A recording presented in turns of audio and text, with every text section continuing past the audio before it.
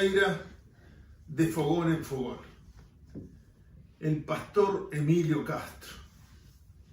Yo cuanto más recuerdo, más me doy cuenta todo lo que influyó su vida en la mía. Y sigue influyendo después de muerto. Yo me acuerdo de muy pequeño ver en la pantalla de blanco y negro del televisor el programa Conozca su Derecho. Estoy seguro que no entendía nada, pero me divertía. Estaba el pastor Castro, el pastor Milován, los padres Espadachino y José López García, estaba Manuel Liberov, secuestrado.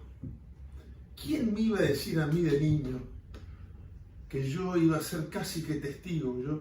A Manuel Liberov lo secuestraron de la Argentina el día después que hace el Mariel Toba. Nunca más se supo de él. Bueno, y estaba el pastor Castro. Era un programa que dirigía Rey Cintas, el periodista, el abogado, y era un panel muy ecuménico en lo religioso y en lo político. Y bueno, ¿quién me iba a decir a mí que algunos de esos personajes se iban a topar en forma tan intensa en mi vida? Después de verlo en blanco y negro en la televisión, ya lo vi después del exilio, de la segunda parte del exilio, cuando nos toca irnos de la Argentina después de la muerte de Selmar el Toba. Mis padres se establecen en Londres y él era, bien dicen que nadie es profeta en su tierra. A nivel religioso acá te lo conoce todo el mundo, pero a nivel masivo no, y el Uruguay le debe aún un homenaje.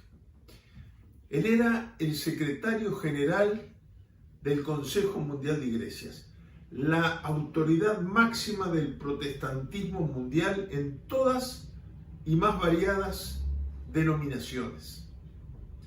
Lo integran iglesias de todo el mundo, protestantes, y lo integran consejos de iglesias de todo el mundo. Bueno, él era el secretario general, era la figura más relevante del protestantismo, con sede en Ginebra. En Ginebra, además, yo la primera vez que fui, fue la primera visita que le hice a mi padre en Londres, habían otros uruguayos muy importantes que eran referentes en el trabajo de derechos humanos.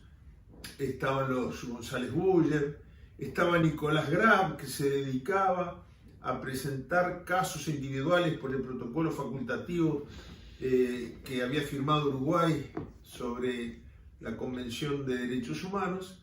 Ante el Comité de Derechos Humanos de Naciones Unidas se presentaba, como lo hacía el doctor Pérez Pérez,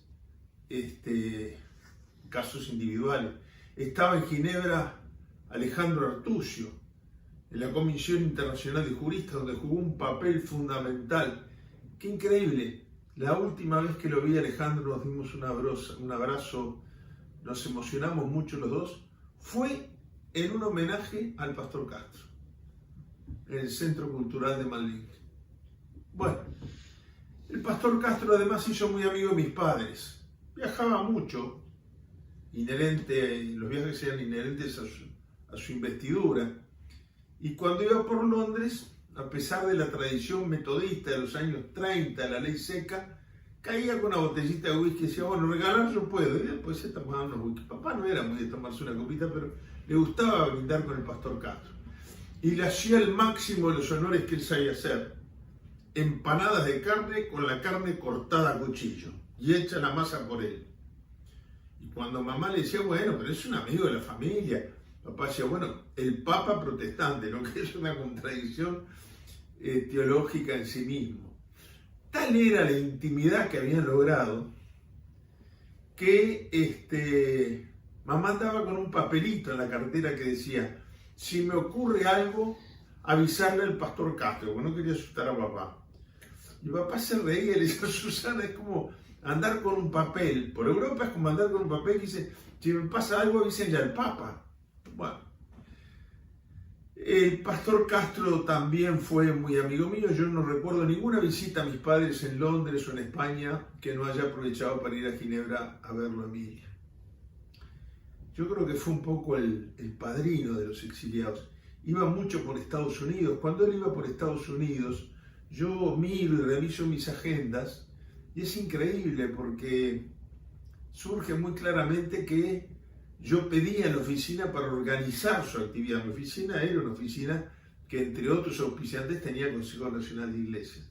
Y le organizaba almuerzos, encuentros con legisladores, con líderes religiosos. Yo pedía que me dejaran encargar a mí en la bola cuando él iba por Washington.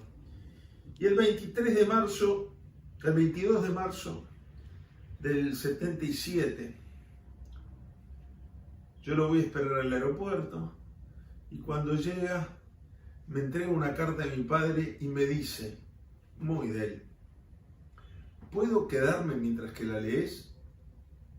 Claro, le digo, me pareció rara la pregunta. La carta era una carta que transmitía mucha preocupación por la presencia de Miguel Sofía y el anuncio de la llegada a Washington de Nino Gavazo. Nombres que a mí en ese momento no me decían mucho. Miguel Sofía está preso por cargos de 4 muertes en torno al Escuadrón de la Muerte. El mayor Nino Gavazo murió con cadena perpetua decretada en Roma en los juicios por lesa humanidad, entre otros cargos. Pero yo le escribía esos nombres con total inconsciencia de bien de qué se trataba. Ahora, ¿por qué el pastor Castro quiso estar cuando leía la carta? Era una manera de decirme, contá conmigo.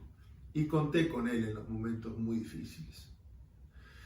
Luego terminó el exilio y nos volvimos a encontrar varias veces.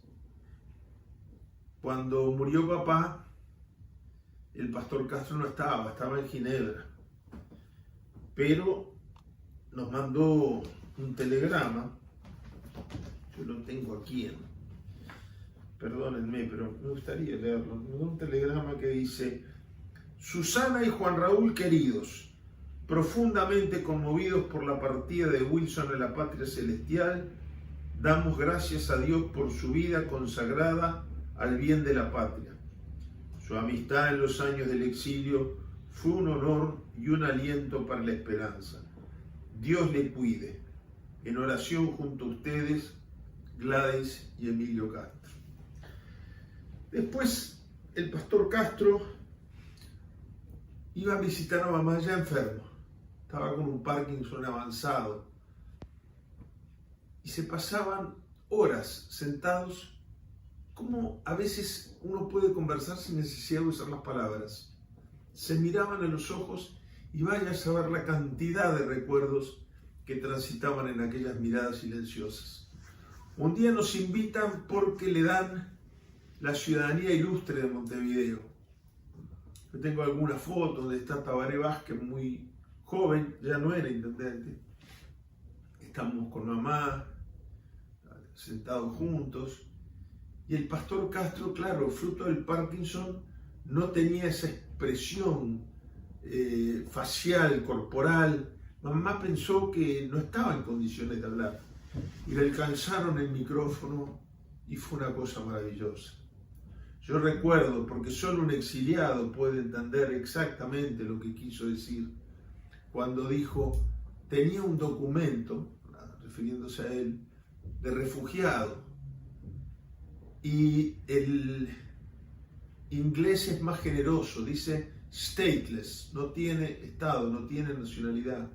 En español es muy duro, decía apátrida. Nos querían quitar lo más importante que teníamos, nuestra identidad última, nuestra patria. Me acuerdo que mamá me apretó la rodilla muy emocionada. Después de eso, cuando cumplió 80 años, me invitaron a hablar en la iglesia metodista. Un honor maravilloso. Volví a hablar para despedirlo cuando había muerto. El 5 de abril del año 2013, Marta Castro me llama y me dice, Juan Raúl, Emilio vino de visita al Uruguay, él seguía viviendo en Ginebra, está muy grave internado en el hospital evangélico. Cuando llegué ya estaba en coma, me quedé, le tomé la mano y sentí que rezábamos juntos como cuando nos tomamos de la mano cuando nos visitó después de la muerte de papá. Pocas horas después moría y al día siguiente me hicieron nuevamente el honor de despedirlo en su iglesia, la Iglesia Central Metodista. Pero mi despedida fue muy especial porque créanme, ahí lo tengo abrazando a Nelson Mandela, que yo conocí gracias a él, antes de ser embajador. A mí me cuesta despedirlo porque siento que sigue estando presente con nosotros. Juan Raúl Ferreira, de Fogón en Fogón.